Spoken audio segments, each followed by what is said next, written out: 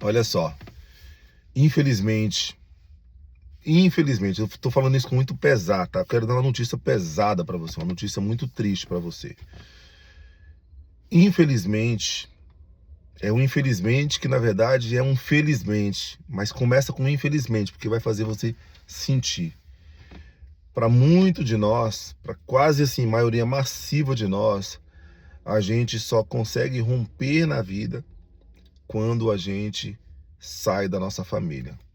É triste falar isso, porque eu passei, por exemplo, a vida, a infância ali inteira achando que eu era o responsável por dar uma casa para minha mãe. Eu queria ser jogador de futebol. Toda vez que eu pensava em melhorar minha vida é porque eu queria melhorar a vida da minha mãe. E não há nada de errado com isso, tá?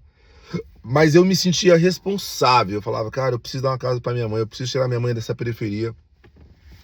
Sabe, eu preciso fazer minha mãe parar de sofrer. Minha mãe sofria com meu pai, cara. Eu preciso parar essas brigas dos meus pais. Eu achava, quando eu era garoto, que eu era o responsável por parar os canais de sofrimentos dos quais a minha família bebiam, né? Dos quais a minha família bebia, na verdade. E eu era o responsável, eu me sentia, eu assumia para mim essa responsabilidade. E era quase como se eu fosse os pais dos meus pais, assim, de forma inconsciente. Muitas vezes eu me sentia os pais dos meus pais, eu me sentia os pais dos meus irmãos. Porque eles tinham problemas, eu estava ali no meio, tentando intermediar. Tinha briga entre um irmão e outro, eu estava no meio tentando intermediar. Sabe, eu era a pessoa que tentava segurar a onda da casa. E aí eu entendi o seguinte, que eu também era a pessoa que mais verbalizava os meus sonhos. Não era que eu tinha mais sonhos, mas eu era o que mais verbalizava. Eu vivia falando, cara, um dia eu quero sair do Brasil, por exemplo. Eu queria ir para o Canadá porque eu assistia um programa de TV e falava sobre o Canadá, então eu queria ir para o Canadá. E aí eu era aquele menino, garoto bobão, que vivia falando, eu vou sair do Brasil, um dia eu vou lá para o Canadá, tal. E comecei a estudar sobre o Canadá. Antes de começar a estudar inglês, eu comecei a estudar sobre o Canadá. E ali eu comecei a estudar, comecei a conhecer nomes do Canadá, que era Calgary, Vancouver, Toronto, Quebec, e aí eu falei, caraca, o Canadá é uma província tal, pô, nessa província que você pode aprender até francês também, ó, província de Quebec tal. E aí fui estudar o que era província, a diferença de província, cidade, bairro, e eu comecei a mergulhar no Canadá. E não tinha internet, tá? ChatGPT, Google não. Era tudo ali. O máximo que tinha era um Yahoo na época. O Google não era forte assim, não. Pra você ver a minha idade, né? Eu sou da época das pedras ali ainda, né? E aí eu tive esse sonho. Então eu verbalizava esse sonho. Eu levava esse sonho pra minha família. E a minha família, cara, eles não conseguiam ver aquilo que estava diante dos meus olhos. Eu falava, cara, eu quero ir pro Canadá. E eu comecei a estudar muito sobre o Canadá. Eu escutava uma rádio canadense chamada Shine FM, que ela existe até hoje, de vez em quando eu escuto essa rádio aqui ainda. E como eu aperfeiçoei meu inglês escutando aquela rádio, sem querer, porque eu ia só pelas músicas, mas aí eu via ali, às vezes, ouvia os comerciais da rádio, os locutores falando, os locutores ligavam para os seus telespectadores e tal, e para os seus ouvintes, na verdade, né? E eu comecei a aprender ali, a definir o meu inglês ali. E aí tentava falar pra minha família, mas não era assim, tentando ser mais que minha família, não. Eu queria dividir, sabe quando você tem um sonho e você quer dividir o sonho com quem ama você, que é a sua família? E aí todo mundo, cara, me colocava pra baixo. Que tu vai sair do Brasil, nada, rapaz. Tu nunca saiu nem da Samambaia, que eu era da Samambaia, né? Eu morava na Samambaia. O bairro mais pobre de Brasília naquela época, né? Já tinham bairros muito pobres, que a Ceilândia era muito pobre naquela época. Só que Samambaia conseguia ainda ser mais pobre do que a Ceilândia. A Ceilândia era top comparando com Samambaia, né? Então eu morava no bairro mais pobre ali da cidade e infelizmente, eu não conseguia vender os meus sonhos para minha família. Quando eu falo vender, inspirar a minha família com os meus sonhos. Aconteceu uma coisa muito louca comigo. Eu estava dentro da Samambaia, mas a Samambaia não estava dentro de mim. Eu estava dentro da pobreza, mas a pobreza não estava dentro de mim. Tanto que eu era muito alvejado quando eu contava algumas coisas. As pessoas falavam, tu só quer ser. Tu abre o teu olho, rapaz, vai dormir pra sonhar. Tu tá no meio da periferia, sabe? Querendo ter bicicleta. Na época tinha uma bicicleta, como era o nome da bicicleta, cara? A bicicletinha toda cromada. E eu acabei ganhando essa bicicleta de um grupo católico chamado os Vicentinos. Eu ganhei essa bicicleta numa festa de Natal que a gente ia todo ano lá na igreja católica. Não sei o que, G. Era uma bicicleta toda cromadinha, bonitinha. Eu esqueci o nome da bicicleta. E eu virei a sensação da rua, né? Porque ninguém tinha essa bicicleta. E eu sonhava com essa bicicleta. E aí a bicicleta veio. Eu sonhava, né? A bicicleta acabou vindo. E aí acabaram me roubando a bicicleta depois de um tempo. Mas eu sonhava com essa bicicleta. Então, assim, eu sonhava com coisas que não existiam ali na nossa realidade. Então, aquele ambiente... Claro que quando você vive no ambiente, não tem jeito, tá? O ambiente sempre vai ser maior... A força do ambiente vai ser mais forte do que a força dos seus sonhos. Anota isso aí. A força do ambiente é mais forte do que a força dos seus sonhos. Por isso que você não pode ficar no ambiente por muito tempo. Porque senão você acaba se conformando. O que é se conformando? Conformando, pessoal, é tomando a forma. Por exemplo, tá aqui a minha mão, não tá? Vamos supor que isso aqui... A minha mão tá toda cinzenta, não passei nenhum cremezinho na mão. Não tem problema não. Foca aqui em mim. Corta pra mim aqui. Você tá vendo que essa mão aqui tem uma forma, né? Essa aqui, ela não tem a mesma forma. Você tá vendo que elas não encaixam, ó? Não encaixam. Do jeito que ela tá aqui, ela não tem a mesma forma, ó. Não tem, tá? Mas aí, aqui é você, ó. Você não tem a mesma forma, tá? Mas você tá no ambiente que essa mão aqui tá. E aí, daqui a pouco você começa a ceder, cara. Os seus sonhos, eles continuam dentro de você, mas você começa a se conformar. Então, se conformar é literalmente... tomar a mesma forma. E aí daqui a pouco você começa a se conformar. Os seus sonhos não saem dentro de você. Só que o ambiente ele só ganha mais força. E você vai, ó, se conformando. Daqui a pouco as pessoas param de sonhar, você também para. E você vai se conformando. Quando você vê, cara, ó, você já tá lá quase tomando a forma, ó. Não tá ainda mais ou menos, não tá ainda do jeito que era pra estar, mas você já tá vendo que já tá bem próximo. Se você for um cara que você não vai persistir, insistir em sair desse ambiente, mudar a sua vida, você toma forma. Daqui a pouco você tá da mesma forma, ó. Da mesma forma, tá vendo? Mesma forma do que as pessoas, muitas vezes sua família. E aí agora eu quero ensinar outro segredo pra você. Essa pílula é dura de engolir, tá? Você não consegue mudar a vida da sua família sem antes mudar a sua vida. A primeira pessoa que precisa de mudanças é você. A primeira pessoa que precisa ser salva é você. É aquela historinha, quando você vai no avião, não sei se você já voou muito, você vai no avião, aí as comissárias de bordo ali, as aeromoças e os aeromoços estão ali dando as instruções. Ela fala, ó, em caso de emergência, em caso do avião pousar na água, acontecer alguma emergência, máscaras de despressurização vão cair na sua frente.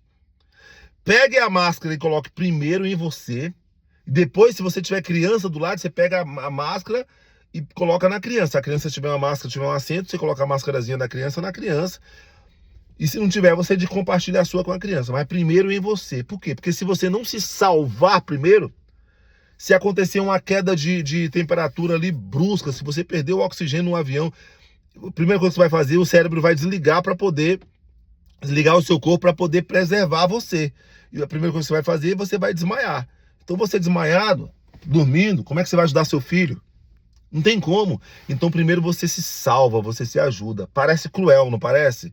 Parece cruel. Você se salva, depois que você se salva, aí você vai colocar a máscara no seu filho, porque agora você tem ar. Você, ó, puxou, coloca no seu filho, né? Ele vai estar lá agitadinho, mas vai estar respirando. Daqui a pouco você puxa, coloca em você de novo, coloca nele, e aí você salva a sua família dessa forma. O pior erro de quem tem sonhos é tentar trazer a família para os seus sonhos antes dos sonhos acontecerem. Ou seja, o pior erro de quem tem sonho é trazer a família, cara, para dentro de você, porque o sonho ele acontece primeiro dentro de você, certo? Então você tenta trazer a família para dentro de você, você tenta fazer com que eles sonhem os seus sonhos dentro de você. E muitas vezes, na maioria, na verdade, massiva das vezes, isso não vai acontecer. A sua família não vai se teletransportar para dentro de você, para dentro do seu coração, para dentro da sua cabeça. Às vezes você tem um sonho ali gigante de, cara, eu quero, sabe, me tornar um médico, um doutor. Só que você tá num ambiente que o ambiente só te suga, te puxa para baixo. E não tem como você olha pro lado, você não tem grana para fazer um inglês, você não tem grana para fazer um vestibular, você não tem grana para nada. Então esse sonho tá dentro de você. E aí você fica frustrado porque a sua família não conseguiu comprar os seus sonhos. E quem tem a palavra de mais credibilidade na sua vida? Sua família. Vamos supor que você esteja andando na rua. Passa um motoqueiro, cara de capacete. Aí você tá andando ali, tá ali meio cabisbaixo e tal, mas tá andando ali, tá indo ali no mercado, na padaria, na igreja, qualquer lugar que você esteja indo. E aí, o motoqueiro passa e fala bem assim, ó. Vai pra casa, seu feioso, esquisito. Parece filhote de cruz credo. Fala qualquer coisa assim, absurda pra você, tá? Tô falando coisas leves aqui porque isso aqui é um vídeo. Mas fala qualquer coisa que tende a machucar você. Você não viu quem é um motoqueiro, o cara passou de capacete, o cara foi lá e gritou, você não reconheceu a voz. Isso vai atingir você? Pode atingir você um pouquinho. Mas passou uma hora, 2 horas, já esqueceu o cara. Aí depois você vai lembrar do cara pra contar a história. Esse louco aí, o cara passou e... Você vai achar até engraçado, o cara louco, passou, nem me conhece, me xingou, tá maluco, tá doido. O motorista, o motoqueiro, ele não tem credibilidade com você. Agora, deixa a sua família, a sua mãe, que te gerou, que te pariu, o seu pai que te fez, os seus irmãos que convivem com você, falar essas coisas pra você. Na minha casa eu cresci minha mãe falando assim, maldito dia que eu tive você. Você é vítima você é fruto de um estupro. Porque minha mãe, ela tinha rixa com meu pai. E aí eu era o cara que mais parecia com meu pai. Quem pagava o pato era eu. E a minha mãe falava, eu sabia que não era de coração, mas o cérebro não quer saber se você falou de coração ou não. O que você falou tá falado, o cérebro vai registrar. E ali vai acontecer algumas transformações dentro de você, dentro das suas emoções. Que acaba atingindo o seu corpo, seu sistema nervoso. É o que acontece no seu sistema límbico, ou seja, o sistema emocional, que é quase um sistema virtual, né? Porque você não pode pegar no seu sistema límbico. Beleza, você tem um cérebro ali e tudo mais, mas o sistema emocional, ele não pode ser tocado. Mas afeta no seu sistema nervoso. Afeta nos sistemas do corpo. Porque o nosso corpo é feito de sistemas, você sabe disso, né? Então, infelizmente, quando alguém que você ama ou alguém que ama você fala alguma coisa pesada pra você, você compra aquilo com seu coração e aquilo afeta você. Então, uma das coisas mais duras que falaram pra mim é que eu tinha que deixar a minha família. Uma das coisas mais duras que falaram pra mim. E eu me senti o responsável por salvar minha mãe, por salvar meu pai. Quando meu pai morreu, eu fiquei deprimido por 3 anos seguidos. Porque eu achava que eu tinha a responsabilidade de salvar o meu pai. Meu pai foi assassinado. Eu não conseguia me perdoar pelo meu pai ter sido assassinado e eu não ter conseguido levar o meu pai, por exemplo, para a igreja. Eu achava que eu era responsável pela salvação do meu pai. E depois eu descobri dentro da própria Bíblia Sagrada que a salvação é individual. Ou seja, as batalhas que nós lutamos na vida é batalha de indivíduos. Eu tenho as minhas, você tem a sua, e nós nos ajudamos. Mas nós não temos a obrigação de lutar batalhas uns dos outros. É duro ouvir isso. E eu quero dizer para você que muitas vezes, para você salvar sua família, você precisa se salvar, você precisa sair. O ambiente da sua família vai moldar você. Já moldou. O papel que você vai ter que fazer agora é se reeducar. É difícil isso, tá, gente? Ainda mais numa cultura que a gente não gosta de ler. O brasileiro não tá lendo tanto mais, né? Na minha época não tinha Instagram, WhatsApp, Facebook, X, que é o antigo Twitter, Snapchat, TikTok, não tinha nada disso. Na minha época tinha um Orkut, que eram as comunidades bem engraçadas, e mesmo assim não era todo mundo que tinha acesso. Galera, né, negrinho da periferia que nem eu, a gente não tinha acesso a isso. Eu só usava o Orkut quando eu ia pro meu trabalho. Então, pessoal, eu quero falar para você o seguinte, com todas as letras, Tô todo cinzento, ó, cara.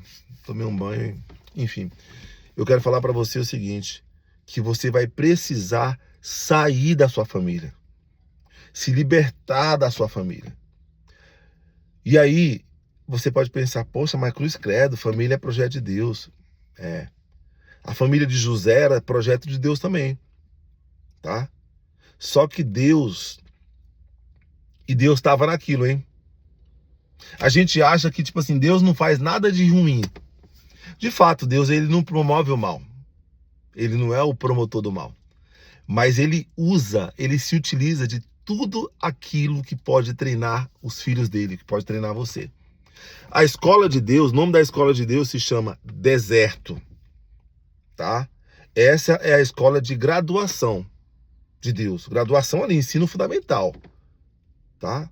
High school, segundo grau, aí já se chama vale.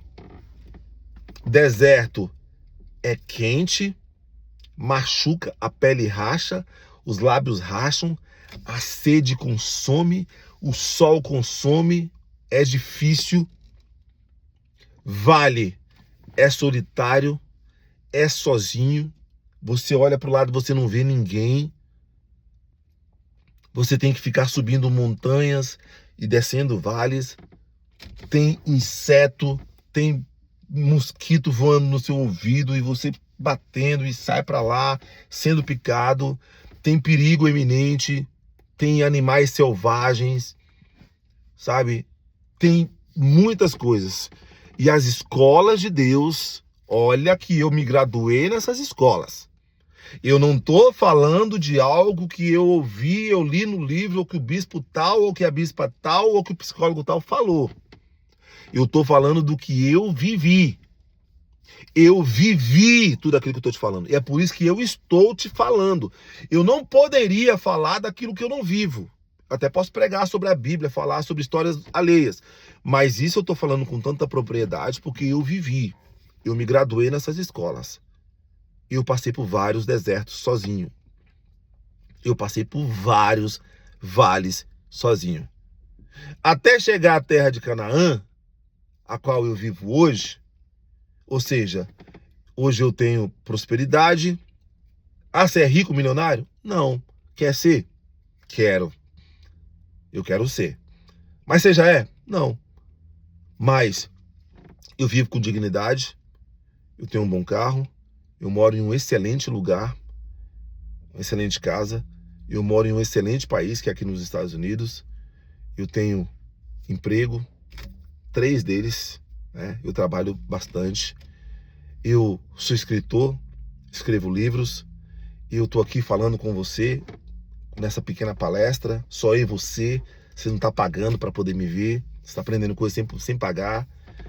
Então, muitas coisas, muitos valores já foram construídos na minha vida graças àquilo que eu passei nas minhas escolas.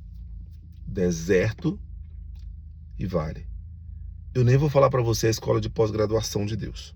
Só falei do ensino fundamental e ensino médio. Só a formação basilar, a formação básica. Então, você vai ter que passar por essas coisas muitas vezes. Tem família? Não. Tem família que vai te dar apoio total, que você vai conseguir tal, e depois você vai ter que fazer uma outra coisa para poder se firmar. Porque às vezes tem família que dá tudo para a pessoa, tem tudo, a pessoa tem toda a base, e quando ela começa a adquirir as bênçãos, ela não sabe o que fazer, porque as dificuldades vêm. Quando você ganha a bênção, o que eu quero dizer para você é o seguinte, eu vou voltar lá na questão da família, lá de, né? Mas quando você ganha algumas bênçãos sem muita dificuldade, e aí quando você começa a passar por uma dificuldade, mesmo tendo as bênçãos, você não sabe muito o que fazer. Por exemplo, você ganhou um carro importado, uma Ferrari, mas você vai ter que colocar gasolina, você vai ter que pagar o seguro, você vai ter que fazer algumas coisas. Aí quando essas coisas vêm, você fala, caraca, como é que eu vou pagar a gasolina desse carro? Você não sabe o que fazer. Você não sabe como pagar o seguro do carro, você não tem, você não produziu, as pessoas que te davam não dão mais, então você passa por uma dificuldade.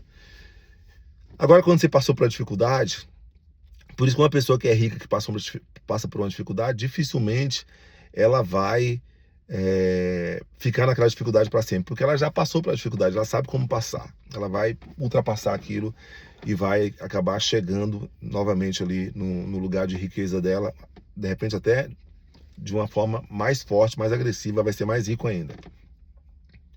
Vamos falar aqui um pouco sobre José. Deus não foi Deus que jogou José dentro de um buraco. Literalmente, isso aconteceu, tá? Os irmãos de José pegaram José, porque os irmãos de José tinham inveja de José. Por quê? Porque José era linguarudo que nem eu, ficava falando, quero ir pro Canadá, um dia eu vou sair do Brasil. Por isso que sonhos, eles não podem ficar sendo contados para qualquer um. Sonhos não devem ser contados para qualquer um, pessoal. É uma triste realidade, especialmente no mundo de hoje. O que você faz? Você guarda os seus sonhos, você não desiste deles, trabalha por eles, realiza e depois as pessoas só veem o resultado e as pessoas vão te aplaudir pelo resultado. Ou se elas não te aplaudirem, pelo menos vão reconhecer você. Vamos voltar para a história de José. José, ele era um garoto que ele vivia verbalizando o sonho dele. Então ele se tornou o filho meu que favorito do pai dele. Porque era já viu aquele filho que agrada o pai? Que faz um carinho no pai, que ajuda o pai, proativo, já viu? Então o pai dele acabava que preferia mais ali o José do que os outros, né? Elogiava mais José do que os outros, dava mais presente para José do que para os outros. Normal, coisa que pai faz, né? Isso fez com que os irmãos preguiçosos, que na verdade eles eram trabalhadores, mas faziam coisas que não deviam. Eles acabaram tendo inveja de José. Um teve uma ideia brilhante um dia de se desfazer de José. Jogou José dentro de um buraco. Para José morrer ali naquele buraco, se não conseguir sair sozinho. Aí teve outro irmão lá, o irmão caçula, falou, não, caraca, jogar ele dentro do buraco é muito, muito triste, né, cara? O nosso irmão vai morrer dentro do buraco. Por que a gente não vende ele como escravo? Ou seja, ele teve dó do irmão para libertar o irmão do buraco e vendeu o irmão como escravo. Esse é o irmão da onça, né? O amigo da onça. Beleza. Assim ele fez, pessoal. Assim eles fizeram, tá? Venderam o irmão como escravo. O irmão dele chegou lá, no primeiro momento, o irmão dele era muito inteligente, José era muito inteligente, e ele começou a se dar bem lá na terra onde ele foi vendido, né? Pra terra onde ele foi vendido. É como se ele tivesse sido tirado, por exemplo, vou dar um exemplo, tá? Porque a escravidão se deu origem na África, então vou usar a África como exemplo. É como se ele tivesse sido tirado da África e sido vendido pela própria família para o Egito. E lá no Egito, ele começou a prosperar, porque ele era um garoto muito inteligente e tal. Daqui a pouco ele começou a trabalhar em serviços ali mais rudimentares. Daqui a pouco ele já começou a ser promovido e ele foi ganhando posição. Passou um tempo, a esposa do patrão dele, da pessoa que colocou ele à frente de tudo, né, e fez com que ele tivesse uma vidinha legal lá no Egito, a esposa do patrão dele deu em cima dele, cara.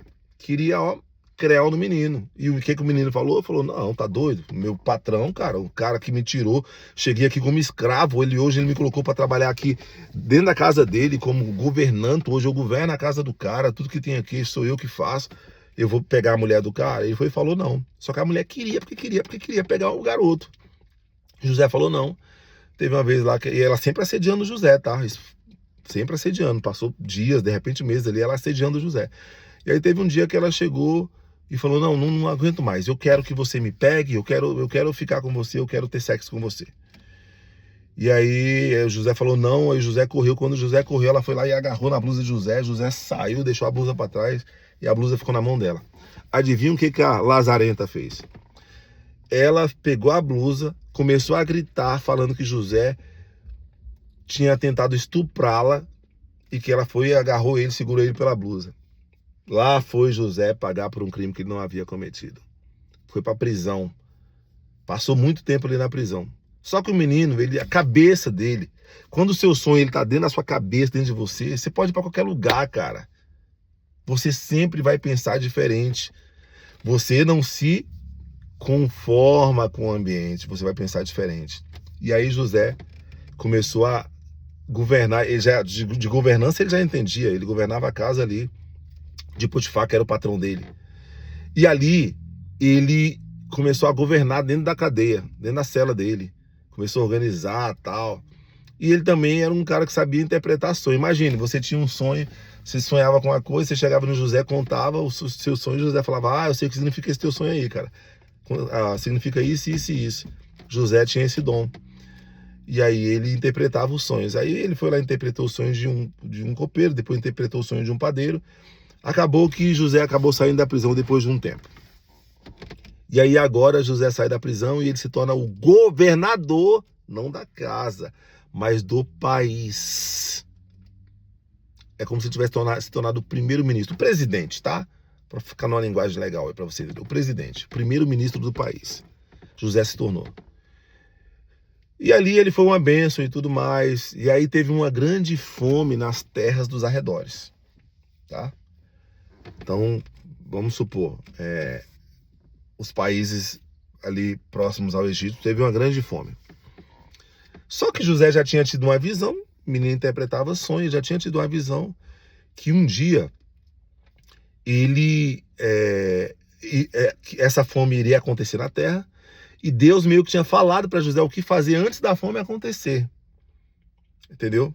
E aí José já tinha se preparado, cara. José falou lá com o chefe dele, o chefe falou, não, se você teve essa visão aí, eu confio em você, então faz o que você precisa fazer. Aí José começou a trabalhar pra caramba no Egito, colocou todo mundo para trabalhar, os funcionários tudo para trabalhar, e José estocou muita comida, José fez galpões, estocou comida. José preparou o Egito para passar pela fome, enquanto os outros países não fizeram a mesma coisa, porque eles não sabiam do que ia acontecer. José sabia porque Deus falou para José. E aí depois começou a acontecer fome nos países, nas cidades ali em torno do Egito, e eles ouviram que no Egito tinha comida para dar e vender para eles, né? Para o próprio Egito, para o próprio povo do Egito e para vender.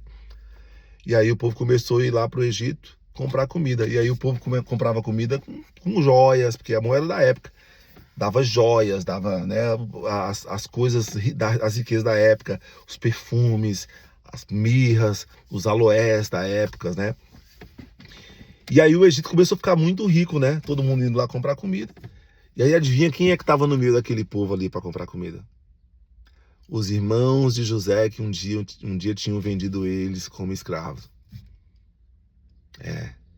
E aí, se você quiser ver o resto da história, você tem que ler. Tá lá em Gênesis, tá bom?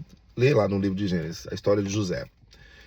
Você vai ver o que José fez com os irmãos dele. Você pode até estar pensando, José, agora é hora de José descontar, ó. Pegar eles e bater neles, não sei o que, mandar matar. José não fez isso não, queridão. José não fez isso não. Eles se sentiram culpados depois que descobriram que José era José. Porque já tinham passado muitos anos, né? Imagina. José saiu da terra, foi vendido como escravo quando ele era menino, agora ele já era homem. Então não tinha como reconhecer mais o irmão assim. E José falou para eles o seguinte. José chorou com eles, perdoou eles, né? Já tô dando um spoiler aqui do fim da história. José falou para eles o seguinte, olha, eles me desculpem, José, pelo amor de Deus, a gente vendeu você como escravo, a culpa é nossa, oh meu Deus, agora você vai querer nos matar, meu pai, não, o que a gente foi fazer isso com o nosso irmãozinho? Hoje nosso irmãozinho virou um irmãozão, é o governador, manda na coisa toda aqui, agora a gente tá tudo lascado, vai todo mundo morrer. E José falou, não, pai, vocês entenderam errado. Falou, olha, Deus permitiu, olha o que José falou. Deus permitiu eu ser vendido como escravo. Não foi Deus que usou os irmãos para fazer o mal a José. Mas Deus usou a consequência. Deus usou o resultado do erro que os irmãos cometeram. Então quer dizer que se aquele mal não tivesse acontecido, Deus não faria outra coisa? Deus sempre tem os seus caminhos. Tá? Deus, ele pode qualquer coisa. Nós estamos falando de Deus. Então, se não fosse por aquele meio, seria por outro. Mas Deus usou aquele meio. Tá bom? Deus usou aquele meio. E Deus libertou o povo, os irmãos de José, da fome. Ou seja, os irmãos de José fizeram mal para eles. José teve que sair da família dele, foi tirado do ambiente daquela família. E Deus tirou José do ambiente através daquele resultado. José cresce, se torna o governador do Egito, tudo mais. Os irmãos dele começam a passar fome, iam morrer literalmente de fome, porque todo mundo estava morrendo de fome ao redor, todo mundo indo para o Egito querendo comprar comida. E aí José vai lá e socorre os seus irmãos. E aí, a lição dessa história é o seguinte. Às vezes, querido, é isso que Deus faz. Deus arranca você daquele ambiente. Às vezes Deus vai usar a consequência. Erraram com você, sua família errou com você. Você teve que sair, saiu mal falado, sabe, difamado. Mas Deus vai lá, ele tira a sua vida daquele ambiente. Ele muda você. Ele te dá um futuro.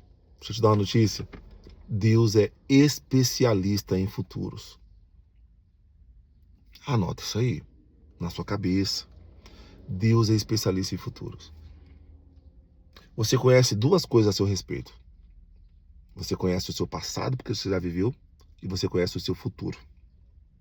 Aliás, o seu presente. Você conhece o seu passado, você conhece o seu futuro. O seu presente. O seu futuro você não conhece. Deixa eu corrigir. Passado e presente. Você não conhece o futuro. Você não sabe do futuro. Porque o especialista em futuro é Deus. Deus não nos deixa saber o futuro, porque senão você não confiaria nele. O futuro é misterioso.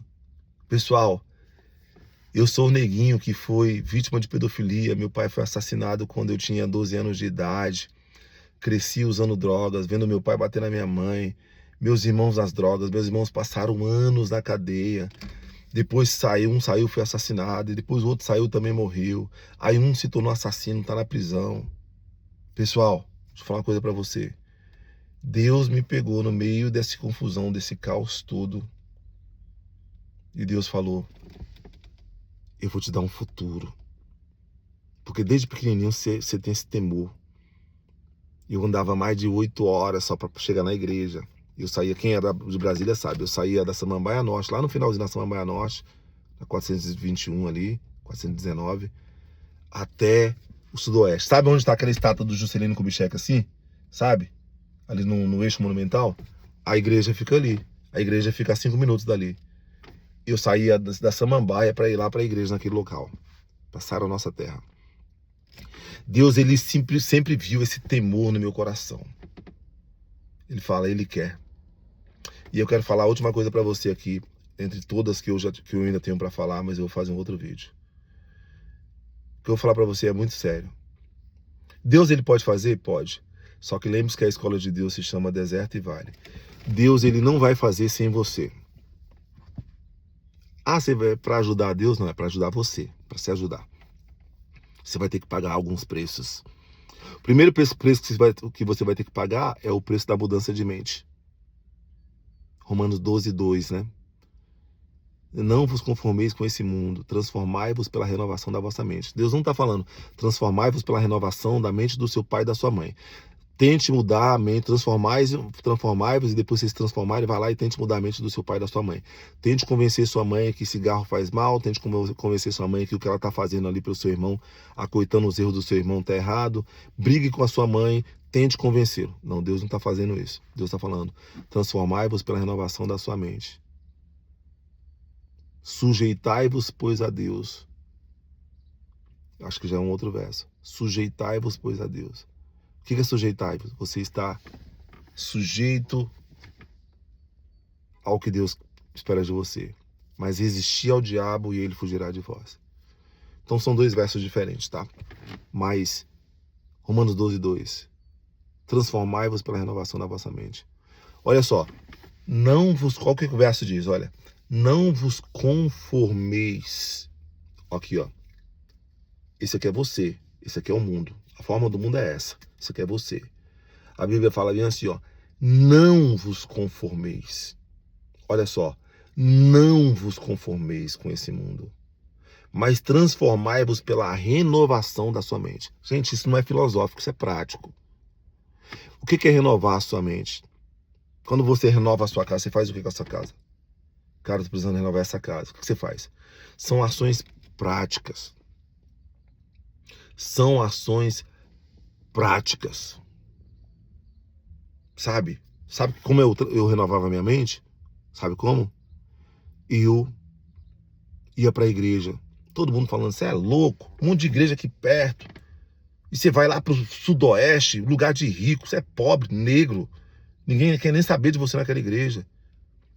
Eu ia para aquela igreja. Por quê? Porque aquele era o meu deserto, gente. E outra coisa, eu não ia me fazer de vítima lá na igreja não, tá? Me fiz de vítima durante muito tempo. Esse é o segundo vídeo que eu quero fazer sobre o vitimismo, tá bom? Você tem que se libertar do vitimismo. Eu fui cristão vítima durante muito tempo. O meu trauma era muito profundo, tá?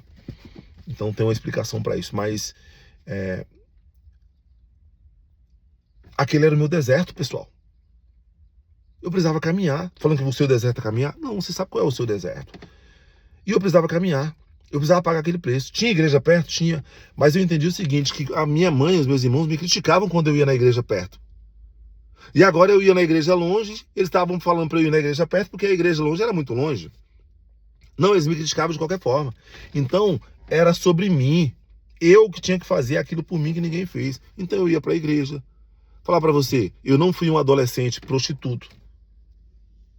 Cara, as pessoas olhavam para mim e falavam bem assim, caraca, tu deve pegar muita mulher, né, cara? Tu pega mulher pra caramba. Caraca, já pegou quantas mulheres? Eu não sabia nem do que o cara tava falando. Falei, pegar mulher? Você tá falando de quê, cara? Pegar mulher? Conhecia nem esse termo. Eu vim namorar pela primeira vez na minha vida, namorar de verdade, quando eu tinha 19 anos. O primeiro beijo na boca que eu dei, eu tinha 19 anos de idade. Eu nunca fui um cara pegador. Porque eu fui pra igreja cedo e eu entendi ali, que eu tinha que seguir um caminho diferente. E eu segui. Só que ainda errando muito, tá, gente? Sempre fui um garoto muito irado, tive muito problema para me libertar da ira. E a ira continua sendo tratada até hoje. Mas eu tive outros problemas, mas algumas coisas práticas... Deixa eu abrir o carro aqui para entrar um arzinho. Algumas coisas práticas eu simplesmente fazia. Então, pessoal, tinha que andar para ir para a igreja, eu andava. E eu não ficava me vitimizando, chegava lá no meu líder e falava, ai, coitadinho de mim, tô vindo lá da Samambaia, né? Poxa, não tem nada para comer, e eu não tenho o que fazer, fico vindo lá da Samambaia, ninguém me vê, ninguém se importa comigo. Não, pessoal, sabe o que eu fazia? Pegava uma mochilinha rasgadinha, bichinha surradinha, colocava umas peças de roupa limpa, que eu mesmo lavava na mão, porque não tinha máquina, tá? Eu mesmo lavava minha roupa, colocava umas peças de roupa, colocava um tênisinho, que eu tinha 2 pares, saía várias horas. O culto começava tipo, eu acho que eu era do segundo culto, o culto começava, vamos supor, 8 horas da noite, que eu tinha um culto 4 horas da tarde, antigamente, lá na Sara, nossa terra sede, né? Tinha um culto 4 da tarde. E eu acho que eu era do último culto. Tinha um time, acho que esse culto era até de um grupo chamado Os Valentins, se eu não me engano, era um grupo de adolescentes. Enfim, eu não me lembro mais dos detalhes, mas eu ia no último culto. E eu saía de casa horas de antecedência. Eu colocava minha mochilinha nas costas e ia andando. Atravessava Samambaia inteira, aí depois atravessava Taguatinga. Tudo bem que Taguatinga era só o começo de Taguatinga e já caía ali onde é Águas Claras hoje, que era só mato. Atravessava Águas Claras inteira, chegava no Guará, atravessava o Guará, aí depois chegava na Octogonal, atravessava a Octogonal, aí chegava no Cruzeiro, chegava no Cruzeiro, atravessava o Cruzeiro, chegava no Octogonal, atravessava a Octogonal, aí chegava no Sudoeste, e lá na pontinha, no começo do Sudoeste, era a igreja. Eu chegava lá, todo mundo chegando feliz, bonito nos seus carros, eu chegava lá com a minha mochilinha, limpava o meu rosto ali do suor, chegava com a minha mochilinha, e a galera vinha me abraçava, e aí, Glauco, beleza? Caraca, tá bom te ver aqui e tal. Mal sabiam eles que eu tava pagando um preço enorme só pra estar chegando ali naquele local. Todo mundo chegava de carro, muitos chegavam de ônibus, todo mundo tinha um meio de transporte. Eu não tinha.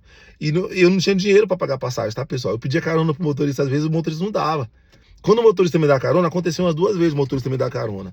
Aí o motorista falava, beleza, entra lá atrás. Aí eu ia, e aí eu chegava, tipo, horas de antecedência na igreja. Sabe o que eu ia fazer? Eu ia lá pro Parque da Cidade. Ali eu ficava lendo, eu lia livros, eu escrevia livros na mão ali, né? Eu sempre tive o dom de escrever, o dom das palavras, de articular a palavra e tal. E eu ficava lendo ali, aí às vezes eu dava uma corrida, às vezes não queria suar para não ter que tomar um banho. Eu tomava um banho no banheiro da igreja, lá na parte de baixo, no basement da igreja. Nem sei como é que se chama basement em português. Mas eu tomava um banho ali na parte de baixo da igreja. E às vezes eu não queria tomar banho lá na igreja, aí eu falava, hoje não vou correr não, vou ficar só aqui embaixo de uma árvore lendo um livro. E ficava lendo o livro. Quando dava perto da hora de ir para a igreja, eu descia para a igreja, né? Ou então ficava só ali na cadeira da igreja, sentado ali. Às vezes participava dos outros 2 cultos antes do meu, né? Mas ficava no meu, que eu queria ver o meu povo ali, queria ver minha equipe, minha galera. Então, pessoal, é isso. É isso que eu vivia. Eu vivia isso. Era o meu deserto. E eu não me fazia de vítima. Sabe como é que os meus líderes descobriram? Um dia, acabou o culto acabava tarde, porque depois do culto tinha um point, que era tipo uma baladinha gospel, a gente ia lá comer, a gente ia dançar, passavam umas músicas lá, para jovem mesmo, a gente era tudo adolescente, coisa de jovem. Isso já depois do culto, fora do ambiente dali do culto, ali já no porão, pronto, basement é porão, já no porão da igreja ali, né? É um negócio bem legal, né? Eu me amarrava. Era onde eu conhecia a galera, me divertia ali, dançava um pouquinho, né? Comia quando alguém compartilhava comigo, porque eu não tinha dinheiro pra comprar nada, pô. Então eu tava sempre pegando rabeira ali no lanche de alguém, né? E aí depois que acabava o point, eu ia pra casa, velho. Tipo assim, 11h30, meia-noite às vezes. Eu ia pra casa. Todo mundo entrava nos seus carrinhos. Falou, Glauco, falou. Aí às vezes uns me perguntavam, querem carona até a rodoviária? Cara, na primeira vez eu aceitei carona até a rodoviária. A primeira besteira que eu fiz, porque quando eu pegava carona até a rodoviária, me deixava mais longe ainda de casa. Entendeu? E aí eu peguei carona, né? Que não queria dizer não pra pessoa, peguei carona. Mas e depois das outras vezes, né? Tive que andar mais. Falei, não vou pegar carona hoje não. E não pegava carona. E aí eu andando lá do sudoeste de volta pra Samambaia. Chegava na Samambaia, saía meia-noite, chegava na Samambaia, tava amanhecendo, pô. Os passarinhos estavam cantando já. E chegava sobre uma enxurrada de críticas. Né? E aí eu ainda ia dormir durante o dia, aí a crítica comia mesmo. Então, pessoal, era muito difícil. Era muito difícil. E aí, sabe como é que o pessoal ficou sabendo que eu ia a pé para a igreja? Não é porque eu contava. É porque um dia o meu líder passou de carro e me viu andando. Ele me viu, na madrugada, só eu e a minha mochilinha. Ele parou o carro assim, olhou para mim. Aí ele, boa noite. Aí quando ele olhou para mim, ô líder, tudo bom? Aí ele, Glauco? Ué, o que você tá fazendo uma hora dessa aqui, rapaz, andando? Já é 1h da manhã, você tá andando, você tá indo pra onde? Por que você tá andando? Entra aqui, rapaz. Aí eu, não, líder, eu tenho que ir pra casa. Ele, entra aqui, rapaz, vou te levar em casa. O meu líder não sabia nem onde eu morava na época, tá? Vou te levar em casa. Eu falava, líder, não, eu tenho que ir embora, tal. Rapaz, bora, tô mandando, rapaz, sou teu líder, entra aqui. Aí eu entrava, né? Desobedecer líder não pode, gente. Aí eu entrava. Porque eu não queria falar pro cara que eu morava lá do outro lado do universo, cara. Não queria que o cara me levasse tão longe, assim. 1 hora de estrada praticamente, não queria isso. Aí ele falou, você vai pra onde? Ele achou que ia pro Cruzeiro ali, pra um lugar mais perto ali, estourando no Guará. Porque a maioria da galera da nossa terra daquela época morava no Guará, a maioria massiva. No comecinho ali, depois começou a vir uma galera de outros lugares, tal, mas no comecinho era muita gente do Guará. E aí ele achou que eu ia ali pro Guará. Eu falei assim, você tá indo pra onde? Eu até sugeri às vezes, tá indo pra onde? Pro Guará? Guará 1 ou 2? Eu falei, não, líder, eu tô indo pra Samambaia. Ele, o quê? Tu tava indo pra Samambaia a pé, cara? Eu falei, tá, velho. Quanto tempo tu tá fazendo isso? Eu falei, sempre fiz. Ele, cara, você é louco, cara. Como é que você vem lá da Samambaia a pé pra igreja? Só pra vir pra igreja? Eu falei, líder, só pra vir pra igreja? Eu falei, líder, isso aqui é minha salvação, cara. Você não tá entendendo a minha história. Aí ele foi navegar na minha história, mergulhar na minha história, conhecer a minha história. Aí começou a me ajudar, chorou comigo, começou a me ajudar bastante. Meus líderes me ajudavam muito. Lembro até hoje, né? Heber Pereia, família Pereia, né? Heber Pereia, o Júnior, né? O César Pereia. Eles me ajudaram bastante. O Eric Lobo. Essa galera aí era a minha liderança da época, né? Galera firmeza, que hoje são pastores aí na Lagoinha, né? Então, eles me ajudaram muito. E essa é a minha história, cara. E eu passei por esse deserto, irmão. Eu tive que passar. Hoje, galera, aqui, ó.